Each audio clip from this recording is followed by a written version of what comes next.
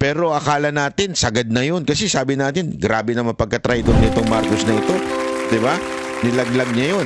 Pagkatapos naman niyang nilaglag yun, inilaglag naman niya yung kanyang partner. Sino? Si VP Sara Duterte. O, diba? Kita nyo naman kung anong nangyari. Pina-impeach. Pati yung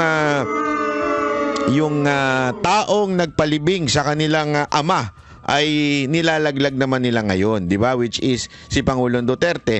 Nalaman natin through the hearing that there was no red notice.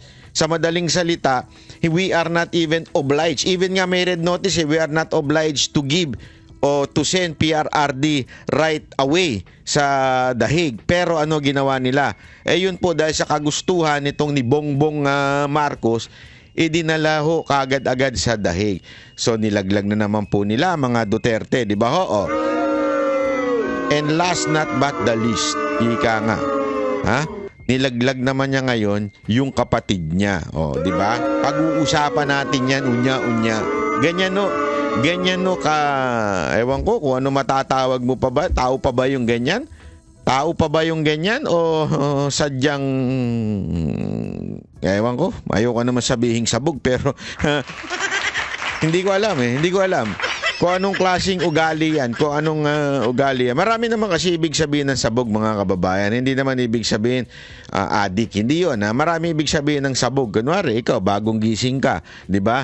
Ang gulo-gulo ng isip mo, ang gulo-gulo, hindi ka para bagang hindi ka makakilos ng tama. Yun, pwede kang tawaging sabog ka na naman, ano? O kaya naman pag nakainom ka, pwede rin yun, di ba? Hindi ibig sabihin ng sabog, adik ka agad, ha? Bahala na kayo mag-isip. Pero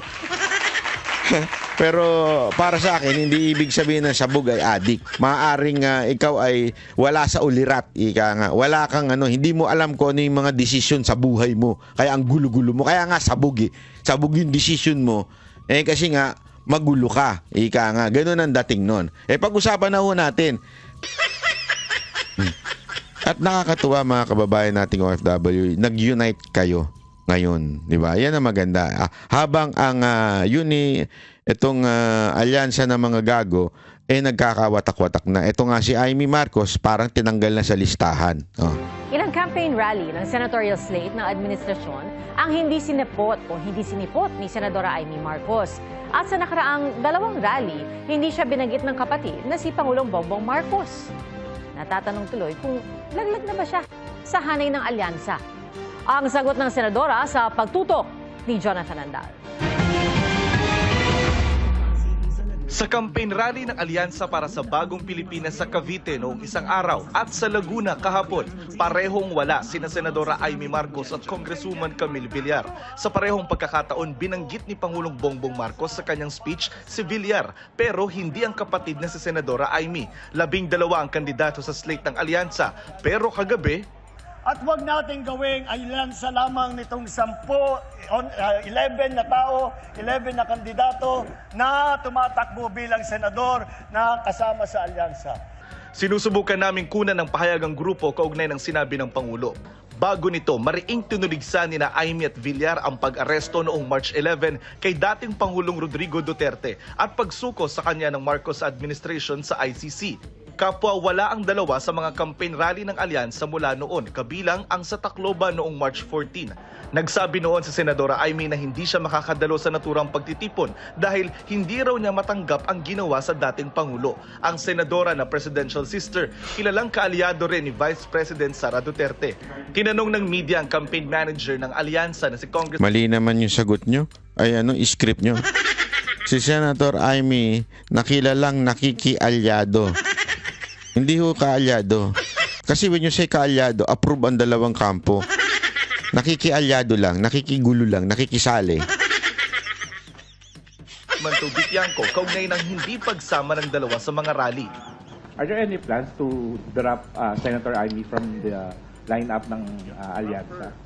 At saka yung isa pa po kasi there are also speculations na baka si Congressman Camille Villar will also be dropped from the slate. I think, like for Amy, siguro siya dapat ang makasagot nung tanong na yon, hindi po kami. So wala pong pinag-uusapan po so far yung... Kayo nga ang magdadrop, tapos tatanungin nyo si Amy. Ang tanong, ang linaw nung tanong. Ayong pasagutin.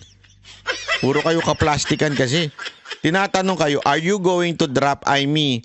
Ang tanong niyo si Aimee. Sus! And pati yung nationalista regarding dun sa future nila sa slate. Wala.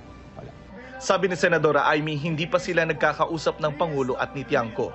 Hindi ko alam, hindi ko pa tinatanong. You have not withdrawn from Alyansa. No action taken. Mulat sa poll, sinabi ko naman na independent ako. Kasi parang Independent ka, nandun ka sa listahan nila. So si ate, masyado ka naman. Paano ka? Pa-independent pa ka kunwari. Kasama ka sa listahan eh. Kasama ka sa pinopromote nung una, pumupunta ka pa, tas ngayon independent ka na ngayon.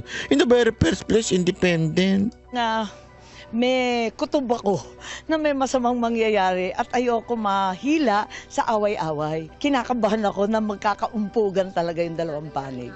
Nangyari nga po. Mas tutok daw siya ngayon sa pagdinig kaugnay ng pag-aresto sa dating Pangulo. Naaalangan ako, nagbibisi-bisihan ako. Mahirap mag-aral ng international law, hindi naman natin masyadong kabisado. Iba kasi yung sistema nila. At ang pinakamahalaga, wag natin... Bakit? Kasali ka ba dyan? Bakit ka nakikisali? Bakit ka nag-aaral? Bira to si ate. Kunwari pa na busy siya. Kaya hindi siya nakaka-campaign. Sabihin nyo na naglalaglagan na kayo. Kung ano yung ginawa kay ES, ganun din ang ginagawa sa'yo ngayon. Ayaw mo pang aminin na nilaglag ka ng kapatid mo. Isuko ang ating soberanya. Nag-text ang GMA Integrated News kay Representative Villar para sa kanyang reaksyon at hinihintay namin ang kanyang tugon. Para sa GMA Integrated News. Wala na. Sabi ko nga sa inyo paano mo lulunukin yung ginawa na yun kay Pangulong Duterte? Talagang wala eh. Kung malunok mo yan, kayo kita mo, bumagsak ang integridad ng mga kasama nila doon. Bumagsak ang integrity. Bakit? Kasi nga pambira naman Sana man lang mag-react kayo na sana konting respeto man lang sa Pangulo, idaan sa due process. Wala Lahat kayo tamimi Di ba? Asus. So ano na? Bongbong Marcos, pati ba kapatid mo nilaglag mo na? Kasi kawawa naman yung kapatid mo. Di na nga siya tinatanggap sa mga tanso community. Hindi rin siya tinatanggap ng mga Duterte supporter. So wala ka na. Wala naman yung kapatid mo. Kaya pala nawawala sa survey At saka sana naman PDP, huwag niyong tatanggapin yan Ay, nako, mga taga-PDP, pag tinanggap niyo yan, nako po, maraming magagalit. Sinasabi ko na sa inyo. Maraming magagalit pag tinanggap niyo si Aimee sa sa slate ninyo at sinama niyo sa campaign. Mabubulang yan. Kaya huwag niyo tatanggapin yan. Isa na ako dun sa magbubu na yun. Maniwala ko kayo sa akin. Hindi ako nagtetreat baka sabihin niyo nagtetreat ako, sino ka ba? Hindi yun. Pero definitely I will speak my mind about it. Hindi ko gusto na isama siya. So sana po wag naman natin isama yon. Kahit yung mga Pilipino ayaw na tama na yung isang budol. Budol na nga tayo, nagkadamay-damay na nga pambihirang buhay tapos ulitin na naman natin. I mean, okay lang magpakatanga ng isang beses, pero yung gagawin mong araw-araw, naku po, pambihira. Hindi ka martyr. Ika nga. Ang alam mo kung sino yung mga martyr? Yung mga kabit. Yan. Di ba? Kahit araw-araw, walang problema. Basta may datong. Kaya wag ganun. Parang awa nyo na.